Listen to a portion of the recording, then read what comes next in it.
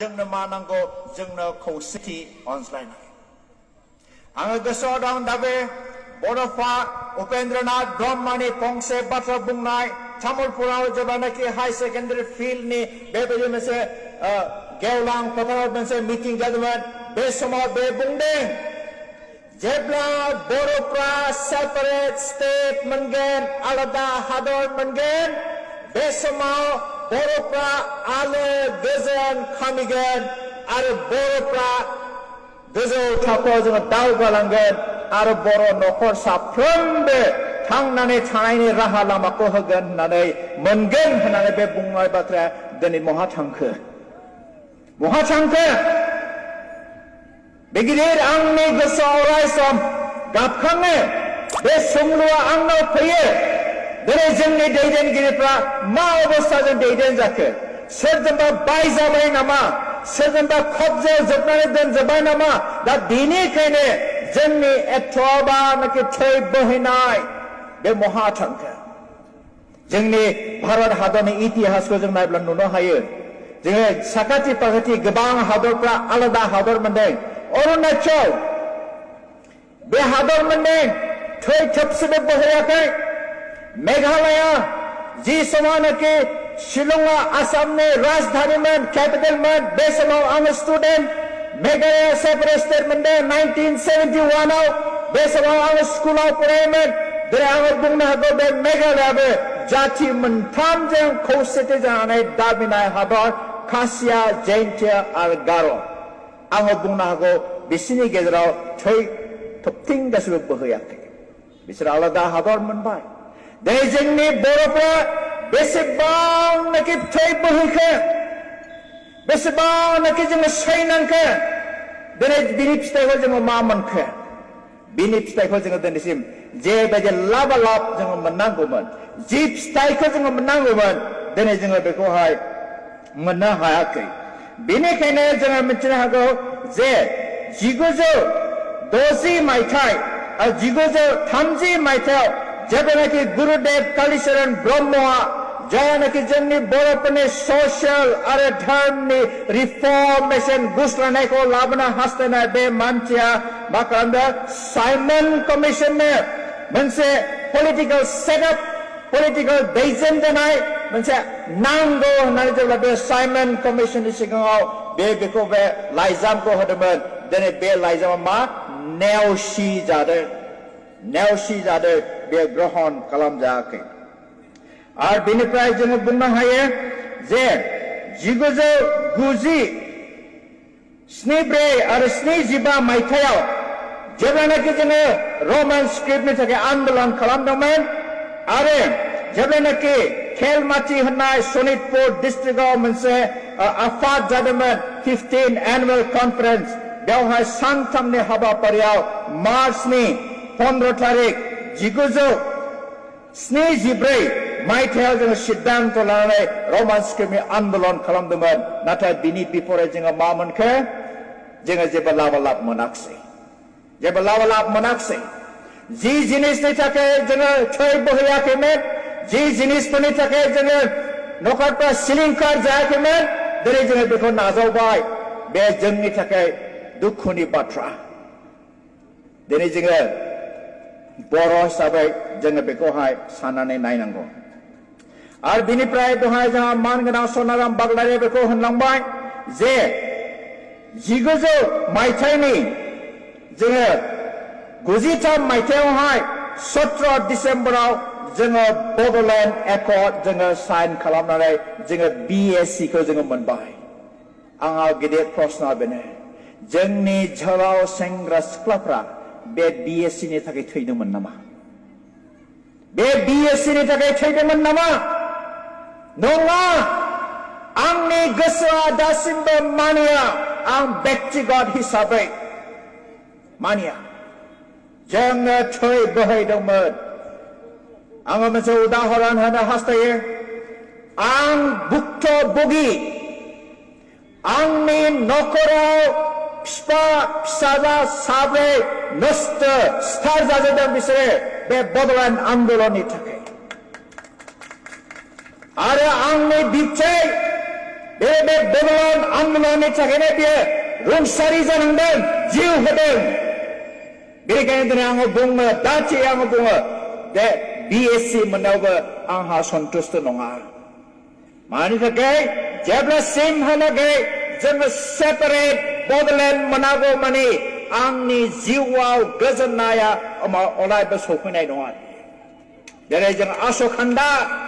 जोंनि बर'फोरनि हास्थायनाय हामलायनाया आसखान्दा आरो बिनिफ्राय नैथि एकर्ड जादों बे जाबाय 2003आवहाय 10 फेब्रुवारियाव बड'लेण्ड टेरिटरियेल काउन्सिल बेसोरजों जादों बे मोनसे हाथियार दैग्रा हानजाजोंसो जादों नाथाय जों सिभिलियन्सफोरजों जायाखै हाथियार दैग्रा हानजाजोंसो बे मोनसे BTC एकर्डआ जादों बेबो आसखान्दा आरो थामथि एकर्डआ जाबाय बड'लेण्ड टेरिटरियेल काउन्सिल बे जाबाय 27 जानुवारि 2020आवहाय बे जानानै थांबाय दिनै जोंनि बर'फ्रा मानि थाखाय गावनि जिउखौ बावसोमामोन दिनै जोंनि बर' माहारिया माखौ हामलायनानै दिनै रुंसारि जानानै थाङामोन दिनै जोंनि बर' माहारिया मा गिदिर मोनसे सिमांखौ नुनानै जोङो दावगादोंमोन नाथाय जोंनि सिमांफ्रा दिनै जाफुङाखिसै मोनसेबो जाफुङाखिसै मानि थाखाय आरो बिनिफ्राय फैलायबाय फैयै 2011आव जोंहा मोनसे अर्गानाइजेसन जालायबाय BNC बर' नेशनेल कनफारेन्स आरो बे बर' नेशनेल कनफारेन्सआव जोंहा 29टा संगठन दंमोन आंनि मिन्थिनायाव आंनि नुनायाव खुनु मोनसे संघ जातिहा 29टा गाहाम संगठन गैया आङो नागालेण्डआव बहुत बोसोर आङो थाबोदों आङो मिज'रामाव दङमोन आङो साउथ इण्डियायाव दङमोन आङो झारखन्डआव दङमोन नाथाय बिसोरनियाव आङो नुबाय बिसोरना बेबायदि गोबां संगठनफोर गैया जेब्लानाखि 2011आव बे BNCआ गठन जायो बेवहाय आङो सोर संगठनफ्रा दङमोन आङो बेखौहाय नोंथांमोननि सिगाङाव आङो फरायथिनानै होनो हास्थायो सेथियाव दङ जाबाय पलिटिकेल पार्टी हिसाबै बड'लेण्ड पिपल्स फ्रन्ट नैथियाव दङ जाबाय बर' साहित्य सभा थामथियाव दङ जाबाय अल बड' वुमेन वेलफेयार फेडारेसन आरो बिनियाव दङ जाबाय बर' वुमेन जास्टिस फराम बिनि उनाव दङ जाबाय दुलाराय बर' समाज बिनि उनाव दङ जाबाय दुलाराय बर' हारिमु आफाद बिनि उनाव दङ जाबाय बर' राइटार्स एकाडेमि अल बड' एमप्लयिज फेडारेसन अल बड' प्राइमारि टिचार्स एसोसिएशन दुलाराय बाथौ Gautam सुदु Brahma Dharma Parichalana Samiti national Boro' Christian council Boro' people's committee for peace and initiative XBLT welfare society surrender NDF welfare association अल BTAD आबादारि आफाद अल Bodo' national labour welfare society West Bengal Bodo' Janamukti मोर्चा बर' बारा दल गलपारा कसारी समाज Karbi Anglong Tiwa Autonomous Council Bodo Welfare Committee Morigaon All BTAD Gaumura Afat Mesh Kosari Youth Association Nagaland United Bodo People Organization Lokhimpur Al Dhemaji Bodo Artists Association Boko Anchalik Bodo Jatiyo Porishad Kamrup All Bodo Postgraduate Youth Federation West Bengal People Forum and All Assam Tribal Sangha दिनै जोंहा बे बुरजा 29टा संगठनफ्रा जेब्लानाखि 2011आवहाय BNCनि बेनारनि सिङाव खौसेथि जादोंमोन बे समाव आसामाव मा जादोंमोन थर मावदोंमोन आरो आंबो सासे BNCनि नेशनेल बर' क्रिस्टियान काउन्सिलनिफ्राय सेन्ट्रेल कमिटिनि मेम्बार जानानै आङो सानदोंमोन এইবার जोंनि बर'फोरनि सिमाङा जाफुंसिगोन होननानै नाथाय दुखुनि खोथा जोंनि बर'आ इसेयावनो खिफां खालायलायनानै दिनै मोनसे अर्गानाइजेसन ओंखारलांबाय गाबोन मोनसे ओंखारलांबाय थामथियाव ओंखारलांबाय ओंखारै शून्य जाहैबाय बेनो नामा जोंनि बर' जातिनि आखला बेनि नामा जोंनि आखुथाया अन्नानै गाज्रि दामान रायजो राजाफोर आं मोनसे खोथा बुंनो हास्थायदों आङो ख्रिस्टियान जानायखाय आङो बेखौ बुंनो हास्थायदों बे जाबाय नोङो गावनि खाथिनि मानसिखौ गावखौ बायदि अन होनदों आङो आंनि बर' बिमा बिफा बिदा फंबायखौ जुदि आङो अननो रोङाब्ला बे मा जाति सिबिनाय जाखो आंनि बर' जातिया सिखावानो जाथों मार्डारानो जाथों दाखारानो जाथों अब्लाबो बे आंनि बर' होननानै जोङो बजबनानै लानो थाखाय जोंहा बोलो गैया आङो मिज'रामाव दंखाय आङो उदाहरन हिसाबै आङो मिज' जातिनि थाखाय आङो मोनसे उदाहरन लाबोनो हास्थायदों बिसोर मिज'फ्रा हाजारखि दुस्थआनो जाथों हाजारखि सिखावानो खावथों बिसोरो मालाबाबो गुबुन जातिफोरनि सिगाङाव गावनि जातिनि सायाव मालाबाबो गाज्रिखौ बुङा सिखावब्लाबो बुंगोन मोजां दाखुबाबो बुंगोन मोजां लांसुनियाब्लाबो बेखौ बुंगोन मोजां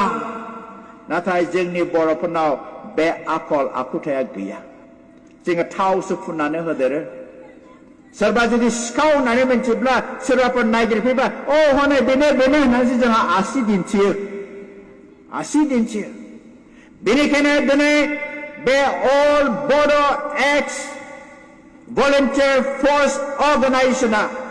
दिनै जि खौसेथिनि आगानखौ लाबाय बे खौसेथिनि आगान सुरनायाव अराय सम निस्थार गोसो लानानै जोङो आगान सुरलांगोन जोङो आगान सुरलांनांगोन आरो बे आगान सुरोबासो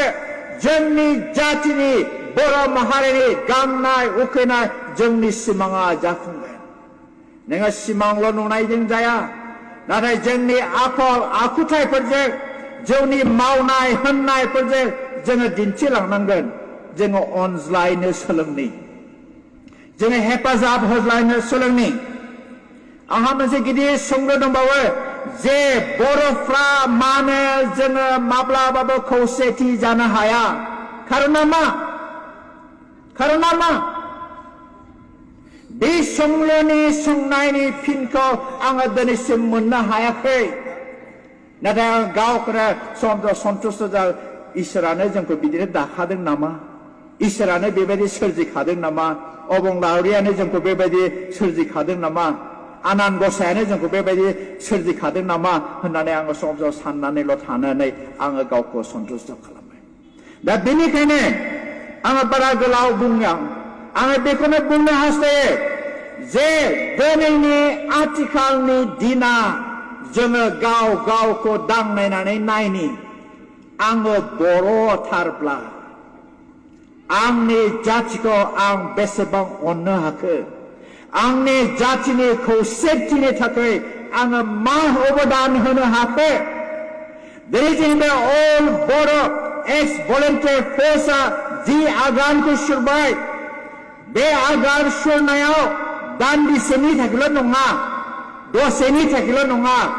दिनै आङो मिथिगौ बेयाव जेसेबांनाखि एक्स भलेन्टियार